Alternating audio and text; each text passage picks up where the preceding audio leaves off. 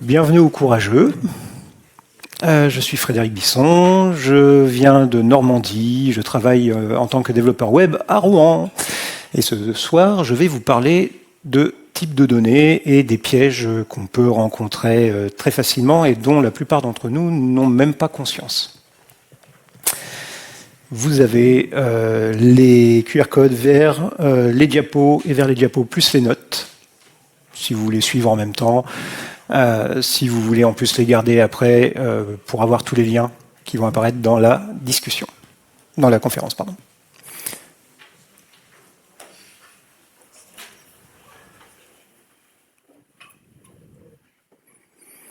Voilà. Alors au programme, on va avoir les nombres, les dates, les chaînes de caractères et, si j'ai le temps, les URL. Alors tout d'abord, les nombres. On va commencer petit, tout le monde connaît les entiers, je pense, tout le monde en a manipulé dans son langage, préféré, favori. Alors, on a tout d'abord des entiers bornés, qui vont normalement être entre 8, 16, 32 ou 64 bits, qui permettent chacun d'avoir un certain nombre de valeurs. Donc à 64 bits, vous avez 18 milliards de valeurs. Il faut quand même être au courant que, historiquement, et même encore aujourd'hui, vous avez eu plein de variantes. Vous avez eu du 7 bits, du 10, du 12, du 15, du 18. C'est un petit peu, on fait un petit peu ce qu'on veut en la matière, que ce soit au niveau logiciel ou au niveau matériel. Vous avez aussi des entiers non bornés, ou presque. Il y a toujours une limite en informatique. La plupart du temps, quand vous allez avoir des entiers non bornés, vous allez être face à du GNU-MP. Donc c'est une bibliothèque qui gère des entiers sans limite. Donc ça c'est sous Python, sous SQL, Maple, Mathematica, etc. Pour JavaScript, vous avez du BigInt. Donc ça c'est quelque chose bien à part. Alors s'ils n'ont pas beaucoup de limites, ils ont quand même des limites en matière de mémoire. Et donc à ce niveau-là, c'est toujours un petit problème à gérer de votre côté, qui n'est pas toujours simple. Sur les entiers, on va avoir les entiers positifs et les entiers relatifs. Ils sont codés en informatique la plupart du temps avec ce qu'on appelle le complément à 2. Pour ceux qui ont fait un peu d'informatique, normalement, vous avez dû voir cette notion-là. Alors, il faut savoir que le complément à 2 permet en fait, au niveau matériel, de ne pas trop se soucier finalement du signe. Le distinguo va être fait au niveau du logiciel, donc même à votre niveau à vous. Ce qui fait qu'un entier 8 bits non signé va aller de 0 à 255, et signé va aller de moins 128 à plus 127. Et c'est là qu'on va commencer à voir un petit peu les langages et les problèmes qu'on peut avoir avec ces langages. Alors déjà, en fonction du langage, vous allez avoir des entiers signés et non signés. C'est le C qui supporte les entiers non signés la plupart du temps. Pour tous les autres langages, vous n'avez pas ça. La plupart sont bornés, mis à part Python 3. Et en support de nombres non bornés, donc vous retrouvez du Python, du Haskell. Et petite mention pour JavaScript, normalement, JavaScript, vous êtes sur du 54 bits. Alors ça peut paraître un peu bizarre, tout simplement parce que JavaScript ne sait pas gérer des entiers de façon native. Vous avez des bibliothèques, mais de façon native, JavaScript n'a pas de type entier. Il utilise des nombres à virgule flottantes. Ce qui fait que tant que vous restez entre moins 2 puissance 53 et 2 puissance 53, tout va bien. Dès que vous sortez de cette zone-là, c'est de 2 puissance 53 à 2 puissance 54, vous allez compter de 2 en 2. Au-dessus, vous allez compter de 4 en 4. Au-dessus encore, de 8 en 8, etc. Ce qui peut amener un petit comportement inattendu. Vous avez une boucle là qui va de 2 puissance 53 à 2 puissance 53 plus 2, et on incrémente de 1 en 1. Que va vous dire ChatGPT à propos de cette boucle-là? En résumé, la boucle s'exécutera une seule fois. Pour Claude, cette boucle, non, elle ne va jamais s'exécuter. Si vous faites ça sur votre ordinateur, vous allez vous apercevoir que le ventilo, il va souffler très très très très fort. Vous avez aussi la gestion de la division euclidienne. Alors là, chacun fait ça à sa sauce. En C, un entier sur un entier, c'est un entier. En PHP, ça vous donne un entier ou un flottant. Ça dépend, c'est en fonction du calcul que vous allez faire. En Python, ça donne un entier. En Python 3, ça donne un flottant, parce que Python 3 fait le distinguo entre la division flottante et la division entière. Et en Haskell, il vous envoie bouler parce que de toute façon, vous n'avez pas le droit de le faire. Pour la division par 0, c'est pareil, chacun fait fait ça à sa sauce. En C, il vous sort un floating point exception, même si vous travaillez sur des entiers, logique. En PHP, il vous sort infini, mais avec un warning. PHP 8, il vous boule. Python 2, erreur de division par 0. Python 3 aussi. Haskell, pareil. Et JavaScript, division par 0, ça vous donne l'infini. Comme en PHP. Pardon. Vous aussi, l'un des soucis quand vous travaillez avec des entiers, c'est que bien souvent, vous n'avez pas de débordement.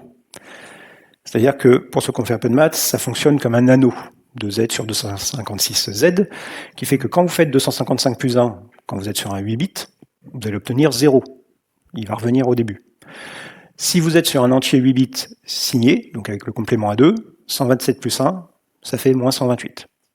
Et vous n'aurez aucune exception qui sera donc affichée par lors du runtime. Donc faites attention. On a tendance facilement à prendre des équations en mathématiques et à les appliquer dans le domaine informatique.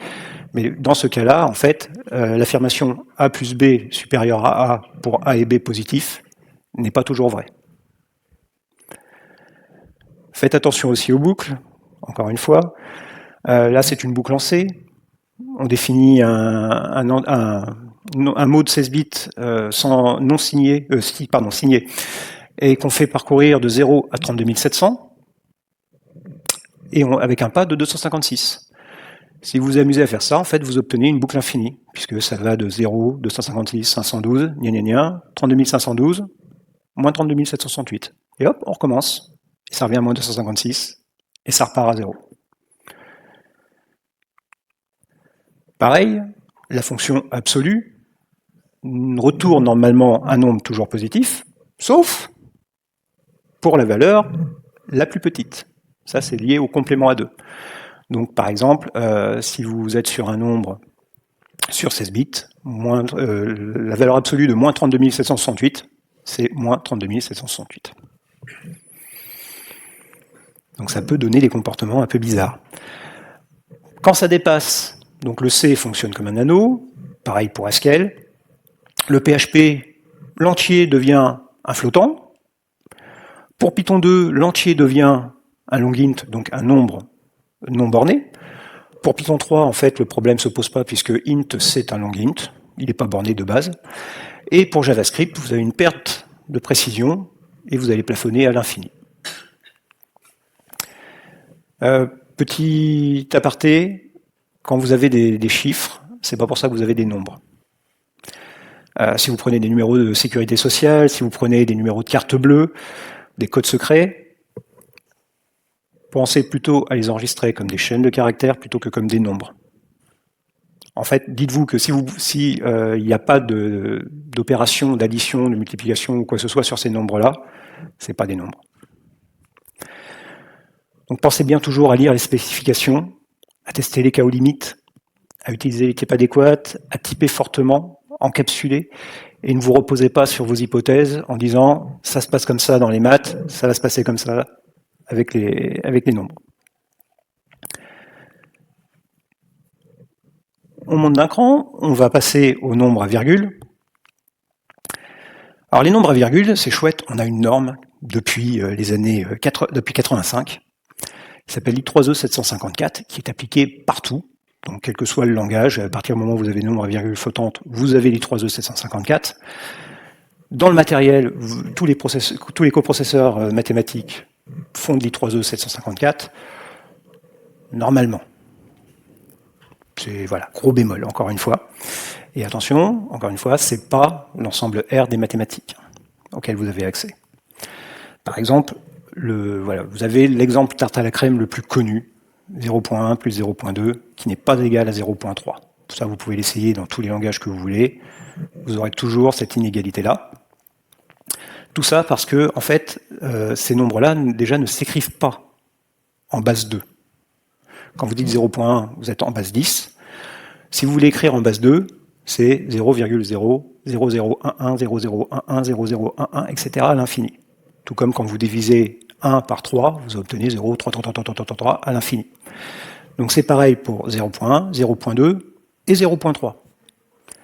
Qui fait que quand vous faites votre comparaison 0.1 plus 0.2 différent de 0.3, en fait, vous faites 4 arrondis cumulés, 3 pour la conversion de votre nombre en base 10 en base 2, et un arrondi lors de l'addition. Ce qui fait que là, vous voyez, ça se passe sur des flottants en 64 bits, sur les 2 ou 3 derniers bits, tout à la fin. Et pour pousser le vice, je me suis même amusé à calculer le véritable nombre quand vous entrez 0.1 dans votre programme. Lui, derrière, il va enregistrer 0.1, 0000, 555, 111, etc. jusqu'au nombre que vous avez à la fin. Voilà. Alors évidemment, c'est une précision qui dépasse beaucoup tous les besoins de calcul en la matière, mais c'est une précision qui existe à chaque fois que vous faites le calcul. Il n'y a que 0,5 qui peut être écrit en base 2. Donc quand vous faites des calculs et que vous répétez tous ces calculs, les erreurs d'arrondi s'accumulent, qui fait qu'à la fin, vous pouvez vraiment avoir des grosses différences.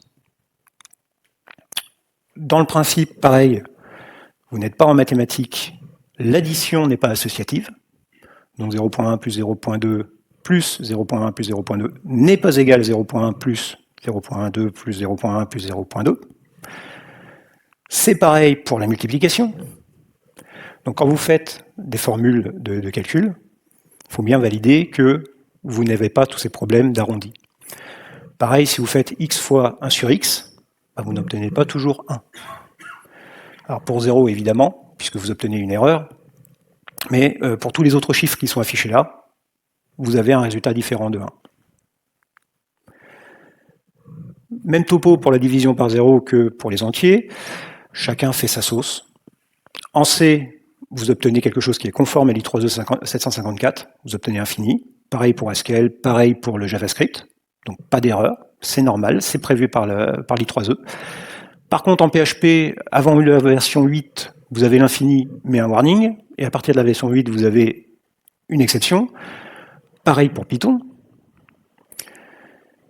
Quand vous faites des calculs sur les nombres flottants prennent en compte l'infini moins l'infini. Eh bien, il y a des calculs qui n'ont pas de valeur, qui n'ont pas de réalité en fait en mathématiques. L'infini moins l'infini, vous avez une erreur de calcul même en mathématiques. Donc, dans la norme I3E, c'est le fameux NaN, not a number. Ça existe aussi pour l'infini fois 0, pour 0 sur l'infini, etc. Et tout calcul avec le NaN donne NaN. En dessous, vous avez les différents tableaux avec les différentes valeurs possibles croisées. Bref, évitez d'arriver sur la gestion, sur la manipulation de ces nombres-là. Vous en porterez que mieux. On a aussi la particularité avec les langages que vous avez des langages qui vont vous faciliter la vie, entre guillemets, qui vont essayer de transformer les nombres, enfin les chaînes de caractères en nombres, qui fait que quand vous faites 1.0 fois une chaîne de caractères, en PHP 1.8, si la chaîne de caractères n'est pas transformable en nombre, vous aurez 0. En PHP supérieur à 8, vous aurez une erreur, division par 0. Vous êtes sur une multiplication, donc là ça fait un peu bizarre quand vous avez ce message-là. En Python, il vous dit, moi ça ne me plaît pas de multiplier un nom entier par une chaîne de caractères, enfin voilà. En Haskell, pareil, alors là c'est type de données différent, allez voir ailleurs. En C, pareil, ça ne lui plaît pas non plus. Et en JavaScript, vous avez un NaN qui correspond à la norme I3E. Et attention, 1.0 fois, entre guillemets, 1.0, c'est valide en PHP. De même pour la division.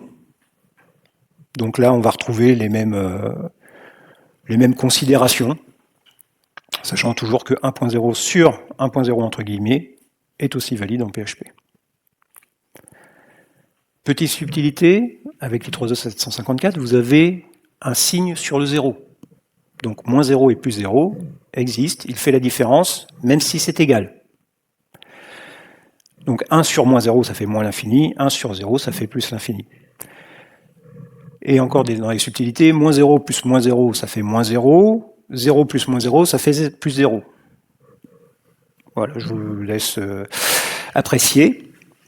Vous avez aussi plein d'arrondis. Vous avez 10 types d'arrondis qui peuvent se croiser. Je ne vous les détaille pas, là, ça n'a pas beaucoup d'intérêt en soi. Sachez que chaque langage, vous avez une fonction round, applique un type d'arrondi qui lui est propre. En C, en PHP et en Ruby, vous êtes sur de l'arrondi arithmétique, donc celui que vous avez appris à l'école. En Python et en Haskell, vous êtes sur de l'arrondi au nombre pair le plus proche. C'est pour ça que moins 0,5 en Haskell ou en Python, ça va vous donner 0. Et 1,5 va vous donner 2 et 0,5 va vous donner 0. Et en JavaScript, encore une fois, vous avez un autre arrondi qui est un arrondi arithmétique au nombre le plus grand. Donc voilà, faites bien attention quand vous récupérez du code, que vous cherchez à transformer du code. Donc apprenez un petit peu les flottants, parce que tout ce que je vous ai présenté là sont des choses qui sont déjà connues depuis la création même de la norme. Il n'y a pas de nouveauté. On a l'impression toujours de découvrir des choses là-dessus, mais il n'y a pas de nouveauté. Testez les cas aux limites, maintenant que vous les connaissez. Utilisez des types adéquats qui vont être plus aboutis que les flottants, et typez fortement, encapsulés. Et là, je vous ai laissé tout un tas de petits liens qui vous permettent d'en savoir encore plus. On va passer aux dates, on va passer encore un cran supérieur. Alors, normalement, la plupart des gens vont vous dire qu'une année, c'est le temps que met la Terre à faire le tour du Soleil, qu'elle met 365 jours, qu'un jour, c'est le temps que la Terre met à tourner autour d'elle-même, que la Lune, c'est une révolution, c'est 27,3 jours. Évidemment, j'ai entendu, c'est pas vrai. Tout à fait, c'est pas vrai. Une année sidérale, donc l'année que met la Terre à tourner autour du Soleil, c'est 365,2563 jours. Le jour solaire, c'est entre 23h59 et 39 secondes et 24 heures et 30 secondes. Donc en fait, c'est une pure convention de dire qu'une journée dure 24 heures. Et la révolution de la Lune, c'est 27 jours, 32, 15, 82. Petit truc encore amusant, en fait, on s'en fout du temps que met la Terre à faire le tour du Soleil. La seule chose qui vous intéresse, c'est l'année tropique, c'est-à-dire le temps que le Soleil remet à revenir au même endroit en une année. Donc c'est le fameux solstice. Et donc c'est ce temps-là qui est calculé, qui est de 365 jours, 24-22. Très léger, mais c'est celui-là qu'on prend. C'est pareil pour la Lune, hein. C'est la période synodique, c'est la période en fait à laquelle la Lune revient à la même phase. Et encore subtilité, la Terre ralentit dans sa course, c'est-à-dire que l'année tropique perd une demi-seconde par siècle, et on gagne quasiment 2 millisecondes par siècle par jour. Donc, dans 4 millions d'années, vous serez tranquille, vous n'aurez plus d'années bissextiles. Et tout ça, on a arrangé encore plus les problématiques, puisqu'il y a l'horloge atomique. Sauf que, donc, on a le temps universel solaire, qu'on appelle le l'UT1, pardon. On a le temps atomique international, qui est le TAI, et on a le temps universel coordonné. Normalement, celui-là, vous le connaissez beaucoup plus, c'est l'UTC, qui a été appelé comme ça pour ne pas froisser les Français. Et donc, en 58, on décide de synchroniser les deux, de synchroniser l'UT1 et le TAI. En 63, bon, on s'est vite aperçu que il y avait un petit problème. Et en 72, on avait déjà 10 secondes de décalage. Pourquoi? Parce que la Terre n'est pas régulière. Spoiler alerte, en plus, ce n'est même pas prévisible. C'est-à-dire que depuis 1972, vous avez ce qu'on appelle la seconde intercalaire. 2 fois par an, le Bureau international des poids et mesures va vous dire, bon, on va rajouter une seconde, ou on va retrancher une seconde, ou on va rien faire. Mais ça, c'est chaque année. C'est en comparant ce qui s'est passé l'année précédente, voir si on est bien dans les clous avec l'horloge atomique. Parce que l'horloge atomique, elle est hyper précise. Elle bouge pas. Et donc, depuis 1972, vous avez tous ces petits changements-là. Et donc, sur le 30 juin ou le 31 décembre, vous pouvez avoir une heure qui va être de 23h59 et 60 secondes. Donc si jamais vous enregistrez des dates et que vous empêchez d'avoir au-delà de 59 secondes, vous n'êtes pas bon. Et comme ils sont très gentils, ils sont en train d'étudier la possibilité de dégager cette seconde intercalaire en 2035. Mais il va falloir vous traîner tout ça. Encore, pour vous amuser, vous avez aujourd'hui, ce qu'on utilise, c'est le calendrier grégorien. Mais historiquement, on a commencé en moins 450 avec le calendrier romain, qui était un calendrier lunaire approximatif, qui débutait en mars au lieu de janvier. C'est pour ça que le mois de février, c'est celui qui a le relié 4 jours, 28 jours, et que septembre, octobre, novembre et décembre ne sont pas le 7e, 8e, 9e et 10e mois, parce que justement, ils ont été nommés au temps du calendrier romain. En moins 46, sous Jules César, vous avez le calendrier julien, qui là devient un calendrier solaire, qui prend en compte les années bissextiles, mais qui les calcule mal. Qui fait que 1600 ans plus tard, vous avez le pape Grégoire XIII qui décide de corriger le problème, d'introduire le calendrier grégorien, et comme il fallait rattraper le retard, ils ont dégagé 11 jours. C'est ce qui fait que vous avez la révolution d'octobre, donc 1917, qui a eu lieu en novembre. Parce que, forcément, le pape étant catholique, au XVIe siècle, les catholiques l'ont adopté, 200 ans plus tard, les protestants l'ont adopté, et encore 200 ans plus tard, ce sont les orthodoxes. La Grèce, c'est vers 1930 à peu près. Et des erreurs comme ça, vous en avez plein. Vous n'avez pas l'an zéro, par exemple, n'existe pas. Le 21e siècle a débuté en 2001 et pas en 2000. Vous avez l'annus domini, donc la date de naissance, enfin l'année de naissance de Jésus-Christ, qui était normalement prévue en 1, mais qui en fait est en moins 5 ou moins 7 avant lui-même. Vous avez le bug de l'an 2000, et les années codées sur 2 chiffres, qui étaient déjà connus en 58. Il n'y avait aucune surprise. Le bug de l'an 2038 avec les systèmes 32 bits. Alors vous pouvez vous dire, oui, mais on est sur des systèmes 64 bits. Oui, enfin, vous avez des fichiers zip, vous avez des systèmes de fichiers FAT, vous avez des systèmes d'exploitation, les horloges temps réel, donc tout ça, ça va poser encore des problèmes. Et vous en avez d'autres, là j'abrège. Vous avez des fuseaux horaires qui sont normalement basés sur les méridiens, mais forcément ça va dépendre du pays, ça va dépendre de l'année à laquelle ils ont fait ça, ça va dépendre aussi du décalage horaire qui a été adopté par le pays, qui peut être de 30 ou de 45 minutes. Un fuseau horaire, c'est pas toujours sur une heure précise.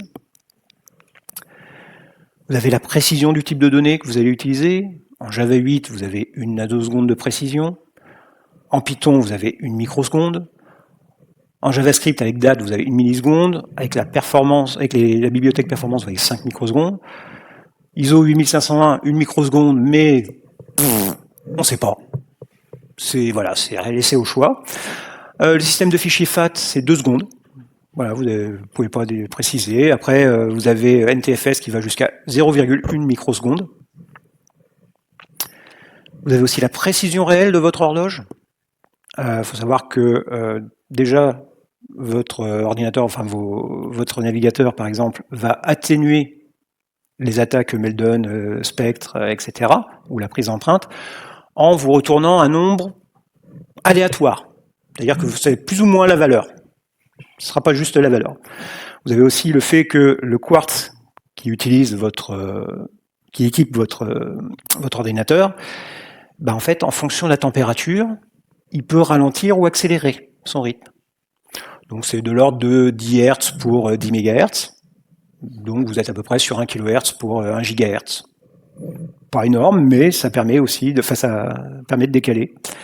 Vous avez aussi qu'est-ce qui se passe quand vous faites de la synchronisation NTP, puisque vous allez revenir un petit peu en arrière ou avancer. Et vous pouvez aussi vous poser la question, qu'est-ce qui se passe quand vous suspendez une VM? Est-ce que le temps continue ou pas? Vous avez le calcul des dates, alors avec des calculs simples entre grosses guillemets, quand vous devez calculer le mois ou la semaine suivante, le jour de la semaine, la durée entre deux dates, ou les dates religieuses lunaires. Vous avez des notions locales, comme le numéro de la semaine. Tout le monde ne calcule pas le numéro de la semaine de la même façon, comme le premier jour de la semaine, comme les jours ouvrés. Si vous demandez à PHP c'est quoi un mois, PHP vous dira c'est 28, 29, 30 ou 31 jours. Google va vous dire c'est 30,4167 jours. ConvertLive 30,4375. Et en fait, ça dépend comment on va poser la question. Puisque par exemple, si vous utilisez du PHP, que vous calculez, donc vous prenez le 30 mars 2022, vous avez calculé d'abord un intervalle de date de 1 mois, P1M c'est 1 mois, et vous lui dites, voilà, 30 mars 2022 moins 1 mois, ça fait quelle date? Et il vous répond, le 2 mars 2022. Voilà. Et si vous arrivez le 30 mars 2024, ça devient le 1er mars 2024. Donc vous avez des grosses notions, vraiment un gros problème de compréhension sur les fonctions que vous utilisez pour bien comprendre comment elles fonctionnent. Et pour la petite anecdote, donc la fameuse règle, enfin le fameux énoncé, la définition de la date de Pâques pour les catholiques, enfin pour les chrétiens, donc qui date de 325, le concile de Nicée. Pâques est le dimanche qui suit le 14e jour de la Lune, qui atteint cet âge le 21 mars, ou immédiatement après. Ça peut faire un très bon sujet de partiel. Et vous avez normalement l'ISO 8701 qui devrait permettre de normaliser tout ça, qui se présente sous forme de chaîne de caractères. C'est le fameux donc par exemple 2024-12-06, etc. Et ce qu'on appelle le calendrier grégorien proleptique, c'est-à-dire le calendrier grégorien avant le pape Grégoire, où là, donc vous avez une année 0, pas forcément logique, vous avez un gros flou avant 1582, puisque la norme vous dit, faites comme vous voulez. Vous avez aussi les problèmes de seconde intercalaire, de date ou d'intervalle de date. Bref, si vous voyez des dates, fuyez, ou laissez-les à quelqu'un d'autre. Non, sinon, reposez-vous sur les normes, sur des bibliothèques qui sont prévues pour faire ces calculs-là. Mettez à jour régulièrement, parce que pareil, votre PC, si vous ne le mettez pas à jour, il aura forcément des problèmes de calcul de date. Et multipliez les tests, vraiment les tests limites, avec ou pas l'heure d'hiver, l'heure d'été. Voilà. Encore une fois, des petits liens. On va attaquer un autre sujet, les chaînes de caractères. Tout le monde en a déjà manipulé. Sauf que, en fait, on manipule un truc très très flou. Donc, selon Wikipédia, une chaîne de caractères, c'est à la fois conceptuellement une suite ordonnée de caractères et physiquement une suite ordonnée d'unités de code. Bon. Alors, il faut savoir qu'en fait, on mélange énormément de concepts qui sont nés avant l'ordinateur. Dès le XVe siècle, avec Gutenberg et la typographie, vous avez donc les notions de caractères, de signes, de ligature, d'espace. À partir du XVIe siècle, vous avez l'apparition des accents en français, donc qui sont juste des petites choses qu'on rajoute pour vraiment préciser le son de la lettre. Au XIXe siècle, vous avez le télégraphe qui apparaît avec les premières codifications et automatisations. En 1930, vous avez le téléscripteur qui va rajouter des codes de contrôle, des séparateurs, qui va augmenter le nombre de caractères disponibles. Et en fait, depuis le XIXe siècle, vous avez des gros efforts de standardisation, mais qui sont faits un petit peu dans tous les sens, puisque vous avez le BCDIC, l'ASCII, l'ISO 8859, vous avez plein de codages qui entrent en jeu. Donc, Caractère en soi, c'est un concept. C'est à la fois une représentation visuelle, donc qui peut être une lettre, une ligature, un sinogramme, un emoji, un diacritique, ça c'est tous les accents, qui peut être au-dessus, en dessous, à droite, à gauche, etc. Des signes de ponctuation, des séparateurs, des opérations spéciales, comme la sonnerie, donc qui date des téléscripteurs. Quand le téléscripteur est fini, hop, on envoyait une sonnerie, bing, comme ça, l'opérateur savait qu'il fallait qu'il vienne récupérer le message. On va plutôt parler de glyphes, en fait, de points de code et d'encodage. Le glyphe, qui est la représentation visuelle du caractère, tel que la police de caractère va le représenter. Vous avez le point de code, qui est l'identifiant numérique, qui est indépendant de l'encodage, et vous avez l'encodage, qui est la représentation physique du point de code. Donc vous connaissez l'ASCII, vous connaissez l'ISO 8859, sûrement l'UTF-8. Donc U plus 0041, c'est le point de code. Sachant qu'il y a 258 encodages reconnus par l'IANA. Heureusement, on utilise surtout l'UTF-8, l'ASCII ou quelques autres. C'est beaucoup plus simple. Problématique, c'est que ce sont aussi des normes qui évoluent dans le temps, puisque si vous prenez toutes celles qui concernent les caractères et l'encodage, l'ASCII, c'est né en 63 et ça a été modifié jusqu'en 86. L'ISO 8859, ça a été modifié jusqu'en 2001, notamment avec l'ISO 885915 pour avoir ne serait-ce que le symbole euro. L'ISO 10646 a été modifié jusqu'en 2012. Et aujourd'hui, on a l'Unicode qui ne parle que de caractères, qui lui est encore modifié aujourd'hui. Donc le fameux Unicode, parce que forcément l'ASCII, normalement, ça ne pose plus trop de problèmes à modifier. L'Unicode, à la dernière version, donc qui est sortie en septembre, vous voyez, il n'y a pas longtemps, c'est 155 000 caractères à peu près. Ils viennent de rajouter les hiéroglyphes. On a le droit jusqu'à 1 million de points, 1 million de points de code possibles, sachant que ça n'est pas censé représenter tous les caractères possibles et imaginables, et que l'Unicode non seulement définit les caractères, mais va aussi définir des algorithmes, des règles, et concevoir des bibliothèques.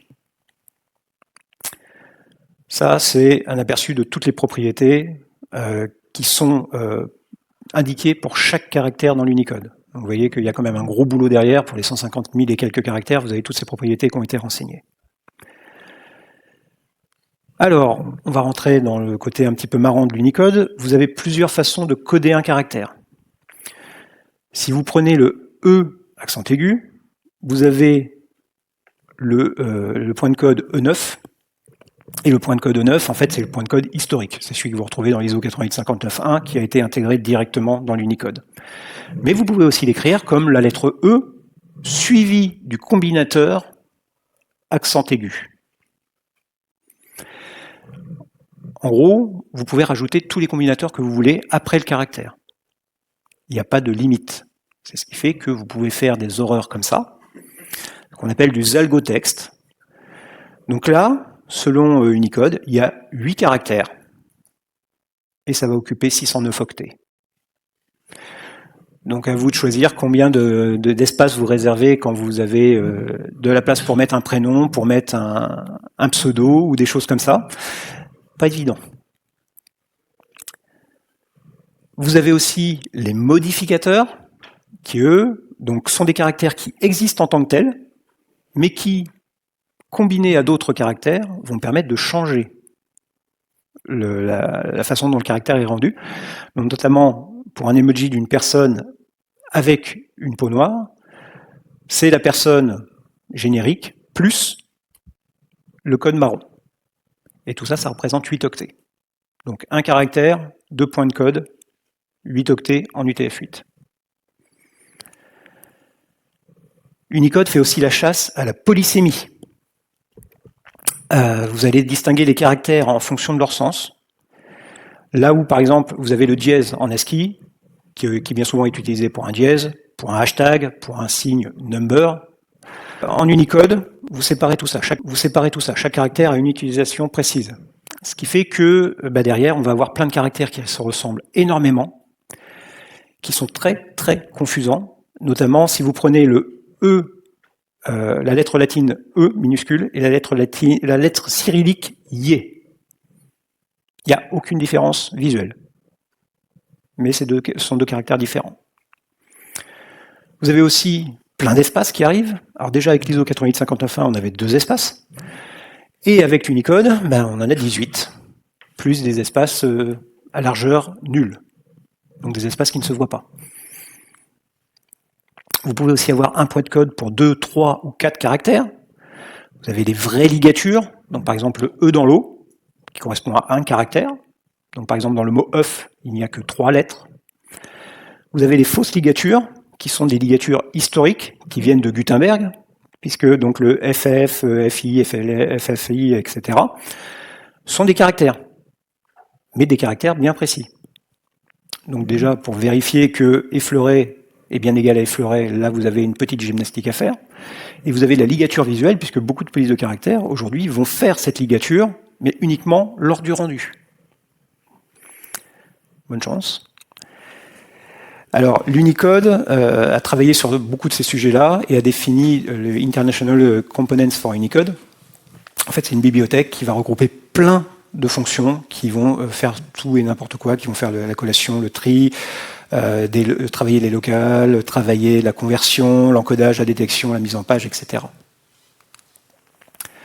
Alors, pour la collation, ce sont les règles qui vont permettre de trier les chaînes de caractères ensemble, sachant que tous les caractères ne sont pas triables, puisque vous avez des symboles qui n'ont aucune raison d'être triés avant ou après l'autre.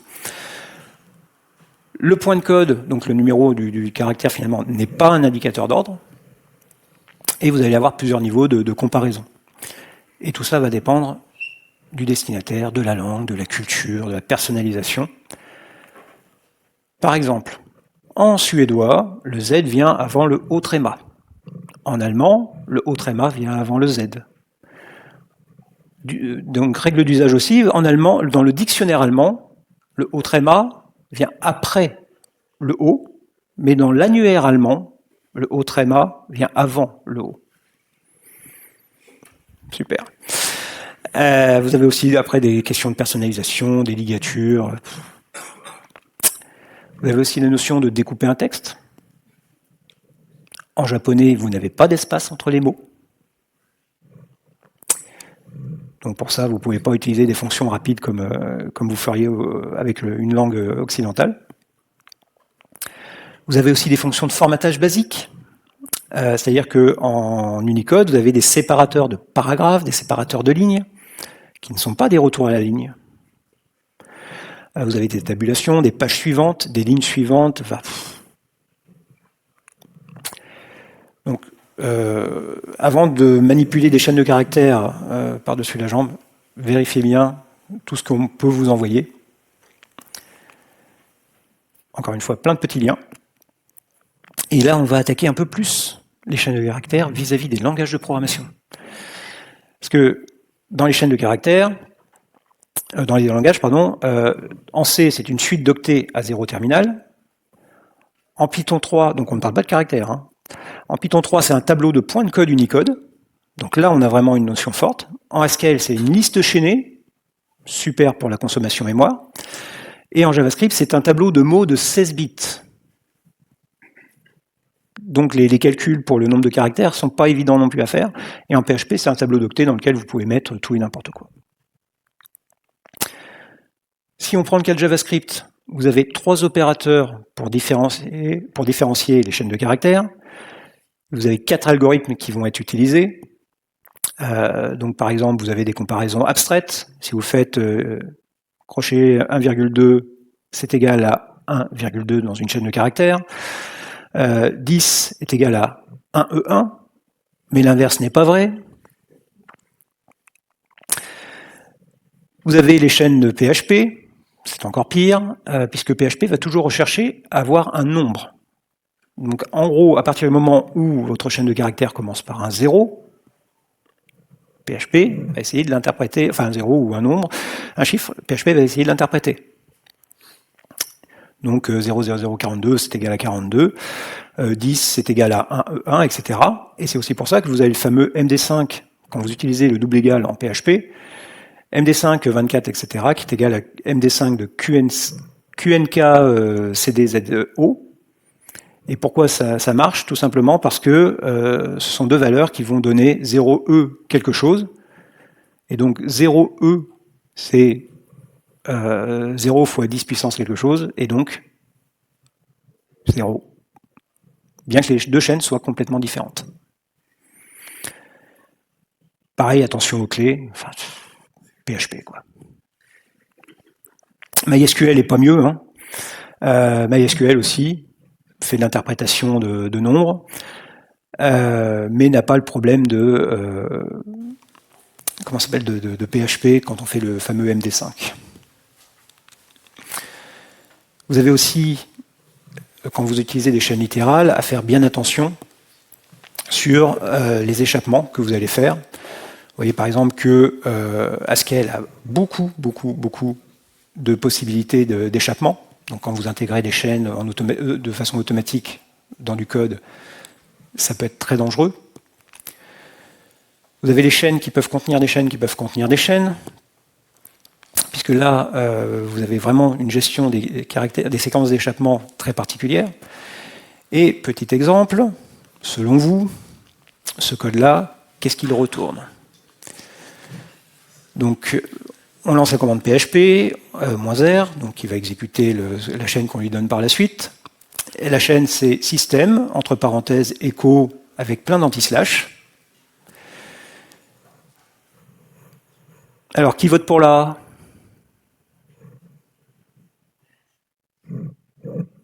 Qui vote pour la B?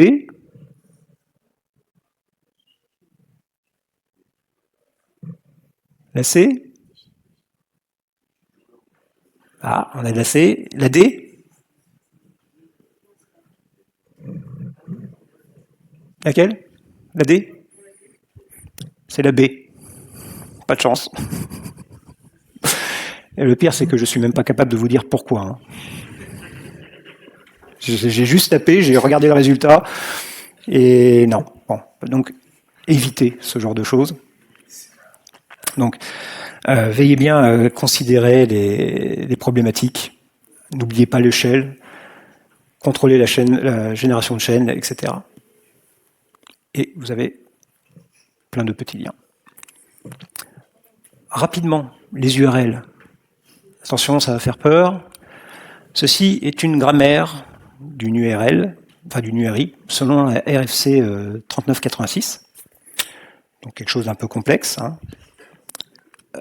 Vous avez même la version qui correspond en regex pour les IRI. Qui connaît les IRI? C'est la version URI, mais en international. Alors le problème des URL, c'est que ce sont des types sans réel type de données, qui sont manipulés par des chaînes de caractères, qui vont mélanger plein de trucs, qui vont mélanger les URI, les IRI, donc la version internationale, qui vont mélanger des notions de système de fichiers. Et le problème, c'est que derrière, en fait, on a bien souvent un empilement de standards qui fait que à un moment donné, vous avez X standards. Il y a quelqu'un qui se dit, mais c'est pas normal, je vais faire quelque chose qui va tout unifier. Donc on crée un énième standard qui résout rien. Et c'est le cas en fait pour nos URL, puisque ils sont plusieurs à définir les URL. Donc vous avez l'IETF, le WebWG, l'Unicode, le W3C. Et dans le monde réel, vous avez les navigateurs, les robots, les applications, les sites web qui vont aussi y mettre leur petit grain. L'IETF, depuis 1994, a produit plus de 80 RFC. Donc là, vous avez toutes les RFC sur une phase chronologique avec les différentes interactions. Alors, ce qui était bien avec l'IETF, c'est qu'ils définissent des grammaires. Donc ça, vous pouvez facilement transformer en parseur. C'est génial, super, c'est strict, généraliste. Là-dessus, vous avez le WebWG, créé en 2004 par Apple, Google, Mozilla, Microsoft, qui a décidé de définir notamment l'URL Living Standard. Donc ça, c'est magique, ça évolue sans arrêt. Sauf que quand vous développez quelque chose pour parser des URL, vous n'êtes pas certain que 2 semaines plus tard, votre code soit toujours bon. C'est génial. Vous avez l'Unicode, qui a fait plusieurs versions, qui a fait donc l'UTS 46, pour pouvoir mettre des caractères accentués dans les URL. Bon, voilà, c'est suivant la norme que vous allez utiliser, la norme utilisée par le navigateur, par le site web, voilà. Le W3C a créé webplatform.org. Ils se sont pris dans la tronche le HTML5 alors que eux poussaient le XHTML2. Et ils recopient à peu près ce que dit le WhatWG, à tel point que en 2017, Dominique Desnicolas, de chez Google, éditeur chez le WhatWG, a dit « Le W3C copie-colle parfois notre travail sur son propre site web, y appose son propre logo, change le nom des rédacteurs, etc. » Ambiance. Pareil, si vous vous amusez à taper https://devfest.developers-group-dijon.fr /team, et ben ça fonctionne impeccable dans votre navigateur. Aucun problème. Et vous avez même des cas complètement tordus qui ont été soulevés notamment par le créateur de curl, où l'URL que vous avez là, http://user@exemple.com:81@daniel.axe.se, va être interprété différemment en fonction de que vous utilisiez curl, wget, Safari, Chrome. C'est au choix. Donc là, c'est même pas une question de living standard, c'est une question de chacun fait à sa sauce. Donc sachez qu'il y a de la vie en dehors des navigateurs. Pensez aux bibliothèques quand vous concevez des URL, quand vous concevez d'autres choses. Contrôlez bien la génération, ça vous permettra d'éviter quelques failles XSS. Et normalisez les URL, quitte à n'utiliser qu'un sous-ensemble, c'est pas grave, ça a plus de chances de fonctionner et d'éviter beaucoup de problèmes. Pour aller plus loin, et je vous remercie à tous.